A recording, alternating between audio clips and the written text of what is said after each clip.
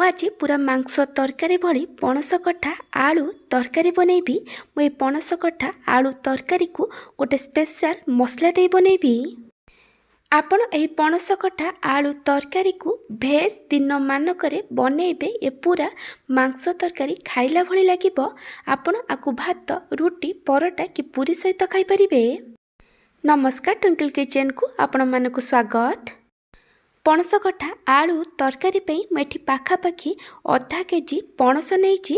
ମୁଁ ଏଠି ପଣସକୁ ଟିକେ ବଡ଼ ବଡ଼ ଖଣ୍ଡ କରି କାଟିକି ନେଇଛି। ପଣସକୁ ଆପଣ ଏମିତି ଟିକେ ବଡ଼ ବଡ଼ ଖଣ୍ଡ କରି କାଟିକି ନେବେ। ଏବେ ଆମେ ପଣସକୁ ସିଝେଇବା, ସେଥିପାଇଁ ମୁଁ ଏଠି ଗୋଟେ ପ୍ରେସର କୁକରରେ 1.5 ଗ୍ଲାସ୍ ପାଣି ଦେଇଛି।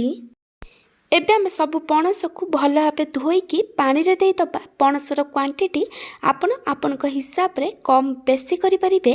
ମୁଁ ଏଥିରେ ଅଧା ଛୋଟ ଚାମଚ ହଳଦୀ ଗୁଣ୍ଡ ଆଉ ସ୍ୱାଦ ଅନୁସାରେ ଲୁଣ ପକାଇଛି। ଏବେ ଆମେ ସବୁକୁ ଭଲ ଭାବେ ମିକ୍ସ କରିଦେବା। ତାପରେ ଆମେ ପ୍ରେସର କୁକରର ଲିଡ୍ ବନ୍ଦ କରି ମିଡ଼ିୟମ୍ ଫ୍ଲେମ୍ରେ ଗୋଟେ ହୁଇସିଲ୍ ଆସିବା ପର୍ଯ୍ୟନ୍ତ ଆମେ ପଣସକୁ ସିଝେଇବା। ପଣସକୁ 30ରୁ 40% ପର୍ଯ୍ୟନ୍ତ ସିଝେଇବେ। ପଣସକୁ ବେଶୀ ସିଝେଇବେନି। ପ୍ରେସର କୁକରରୁ ଗୋଟେ ହୁଇସିଲ୍ ଆସିଲା ପରେ ମୁଁ ଇଣ୍ଡକ୍ସନ୍ ବନ୍ଦ କରିଦେଇଥିଲି। ପ୍ରେସର କୁକର ପୁରା ଭେପର ଗଲା ପରେ ମୁଁ ଏଠି ଲିଡ୍ ଖୋଲିଛି। ପଣସ ଏଠି 30ରୁ 40% ପର୍ଯ୍ୟନ୍ତ ସିଝି ଯାଇଛି। ଏବେ ଆମେ ପଣସକୁ ପାଣିରୁ ଛାଣିକି ଗୋଟେ ବଡ଼ ବାଉଲରେ କାଢ଼ିଦେବା। ଆଉ ଏ ପଣସକୁ ଟିକେ ଥଣ୍ଡା ହେବାକୁ ଦେବା। ଆମେ ଯେଉଁ ପାଣିରେ ପଣସକୁ ସିଝେଇଥିଲେ ଆମେ ସେ ପାଣିକୁ ଫୋପାଡ଼ି ଦେବା। ସେ ପାଣିକୁ ଆପଣ ତରକାରୀରେ ଦେବେନି, କାରଣ ବେଳେବେଳେ ପଣସ କଷା ଥାଏ। ଆଉ ଯଦି ଆପଣ ଏ ପାଣିକୁ ତରକାରୀ ଦେଇଦେବେ ତାହେଲେ ତରକାରୀର ଟେଷ୍ଟ ଖରାପ ହେଇଯିବ। ମୁଁ ଆପଣଙ୍କୁ ଗୋଟେ ଛୋଟ ରିକ୍ୱେଷ୍ଟ କରୁଛି, ଯଦି ଆପଣଙ୍କୁ ଏହି ରେସିପି ଭଲ ଲାଗିବ ତାହେଲେ ଆକୁ ଲାଇକ୍ କରିବେ, ଆପଣଙ୍କ ସାଙ୍ଗମାନଙ୍କ ସହିତ ସେୟାର କରିବେ। ଯଦି ଏପର୍ଯ୍ୟନ୍ତ ମୋ ଚ୍ୟାନେଲକୁ ସବସ୍କ୍ରାଇବ୍ କରିନାହାନ୍ତି ତାହେଲେ ସବସ୍କ୍ରାଇବ୍ କରିବାକୁ ଜମାରୁ ଭୁଲିବେନି। ପାଖରେ ଥିବା ବେଲ୍ ଆଇକନ୍ରେ ଅଲ୍ ନୋଟିଫିକେସନ୍ରେ କ୍ଲିକ୍ କରିବେ। ଏହାଦ୍ୱାରା ମୋ ଯେଉଁ ଭିଡ଼ିଓ ଆସିବ ଆପଣ ପ୍ରଥମେ ଦେଖିପାରିବେ। ଯଦି ଫେସବୁକ୍ କି ଇନଷ୍ଟାଗ୍ରାମରେ ଦେଖୁଛନ୍ତି ତାହେଲେ ଫଲୋ କରିବାକୁ ଜମାରୁ ଭୁଲିବେନି। ଏବେ ଆମେ ତରକାରୀରେ ଦେବା ପାଇଁ ଗୋଟେ ମସଲା ବନେଇବା। ସେଥିପାଇଁ ମୁଁ ଏଠି 2 ଛୋଟ ଖଣ୍ଡ ଡାଲଚିନି, ଗୋଟେ ଛୋଟ ଚାମଚ ଜିରା, ଅଧା ଛୋଟ ଚାମଚ ଗୋଲମରିଚ, ଗୋଟେ ଛୋଟ ଚାମଚ ଗୋଟା ଧନିଆ, 2ଟା ଗୁଜୁରାତି, 2ଟା ଶୁଖିଲା ଲଙ୍କା ଆଉ 12ରୁ 15ଟା ରସୁଣ ନେଇଛି। ଆପଣଙ୍କୁ ଯେତିକି ରାଗ ଦରକାର ସେ ଅନୁସାରେ ଶୁଖିଲା ଲଙ୍କା ନେବେ। ଏବେ ଆମେ ଗୋଟେ ଗ୍ରାଇଣ୍ଡର ଜାର୍ ନେବା ଆଉ ଏଥିରେ ସବୁ ମସଲାକୁ ଦେଇଦେବା। ତାପରେ ମୁଁ ଏଥିରେ 2ଟା ମିଡ଼ିୟମ୍ ସାଇଜ୍ ପିଆଜକୁ ଏମିତି ରଫଲି ଚପ୍ କରିକି ପକାଇଛି। ଏବେ ଆମେ ଆକୁ କଭର କରି ମସଲାକୁ ଭଲ ଭାବେ ବାଟିଦେବା। ମସଲା ପେଷ୍ଟ ଏଠି ରେଡ଼ି ହୋଇଯାଇଛି। ଚାଲନ୍ତୁ ଏବେ ଆମେ ତରକାରୀ ବନେଇବା।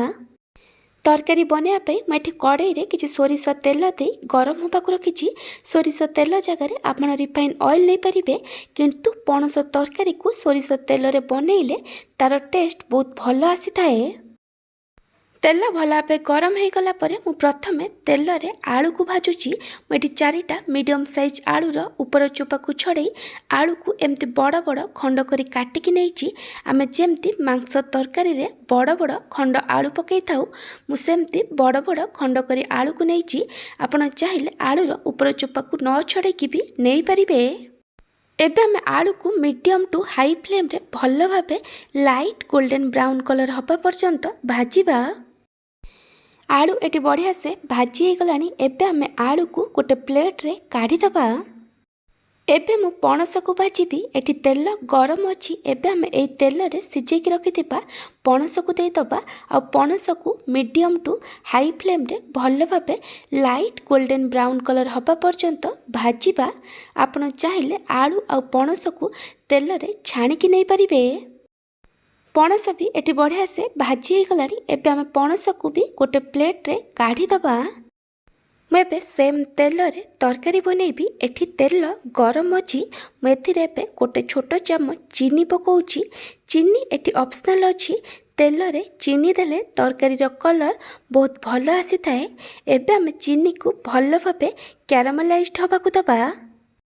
ଚିନି ଏଠି ବଢ଼ିଆ ସେ ମେଲ୍ଟ କରିଗଲାଣି। ମୁଁ ଏବେ ଏଥିରେ ଗୋଟେ ବଡ଼ ପିଆଜକୁ ଛୋଟ ଛୋଟ କରି କାଟିକି ପକାଇଛି।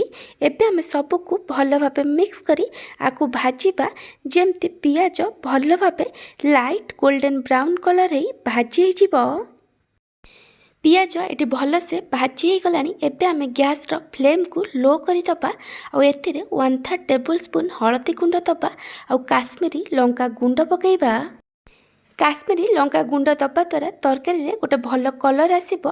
काश्मीरी लंका गुंड एठी ऑप्शनल अछि। सबको भल भाबे मिक्स करी 20 रु 30 सेकेंड पर्यंत फ्राए कला परे आमे एथिरे बाटिक रखिथिबा मसला को देई दबा। हळदी गुंड और लंका गुंड को अधिक समय फ्राए करिबेनी, नहले लंका गुंड और हळदी गुंड पोड़ी जिवो। एबे मसला रे स्वाद अनुसार लूण पकेइबा। तरकारी पई जेतिकी लूण दरकार मैं एठी पकेई देइची। आपण चाहिले पछरे पकेई परिबे।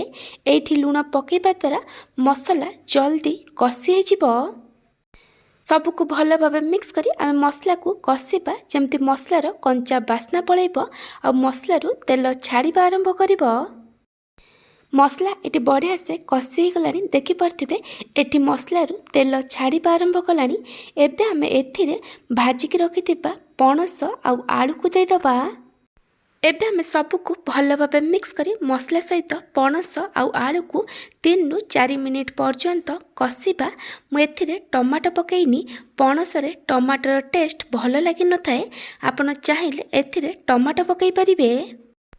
पणस आलू को मसला सहित 1 रु 2 मिनिट पर्यंत कषिला परे मु एथिरे 1.5 छोट चामच मीट मसला पकेइची।